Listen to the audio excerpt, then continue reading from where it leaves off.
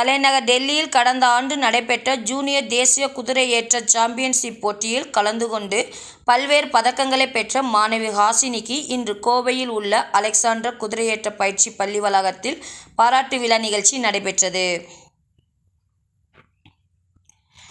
கடந்த 2024ஆம் ஆண்டுக்கான ஜூனியர் தேசிய குதிரையேற்ற சாம்பியன்ஷிப் போட்டிகள் கடந்த டிசம்பர் மாதம் 26ஆம் தேதி முதல் 30ஆம் தேதி வரை டெல்லியில் நடைபெற்றது.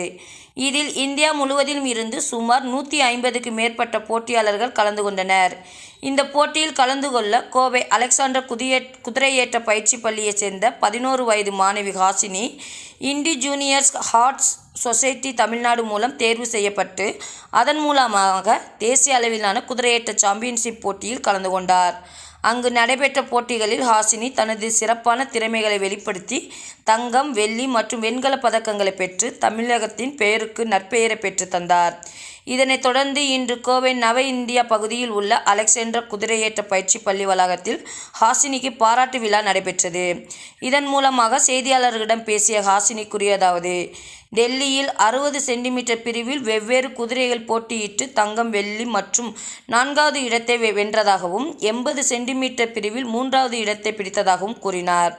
மேலும் குழு விளையாட்டு பிரிவில் ஷோ ஜம்பிங் பிரிவில் முதலிடம் பிடித்து மொத்தமாக 8 தங்க பதக்கங்களை பெற்றதாக தெரிவித்தார்.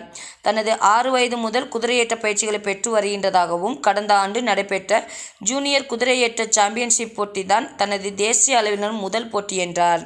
தனது தலைமை பயிற்சியாளர் சக்தி பாலாஜி வழிகாட்டுதலின்படி அவர் அளித்த கடுமையான பயிற்சியினை தினமும் செய்ததால் தான் ஜூனியர் தேசிய குதிரையேற்ற சாம்பியன்ஷிப் போட்டியில் பல்வேறு பதக்கங்களை பெற்று தேசிய அளவில் தமிழகத்திற்கு பெருமை சேர்க்க வழிவகுத்துள்ளது என தெரிவித்தார்.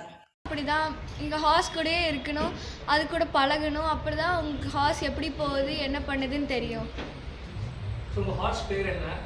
கூகுள்.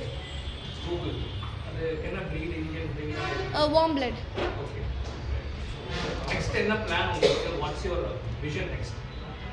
இன்டர்நேஷ்னல் போகணும்னு.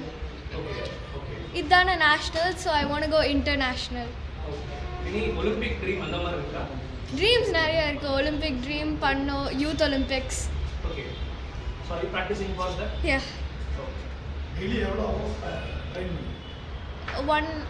One hour டெய்லியும் 6 days a week.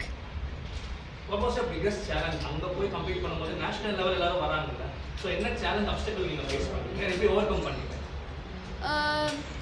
ரொம்ப ஆப்ஸ்டிக்கல்ஸ்ன்னு இல்லை, அந்த weather, new climate, new place, அதுதான் ரொம்ப இதாக இருந்துச்சு.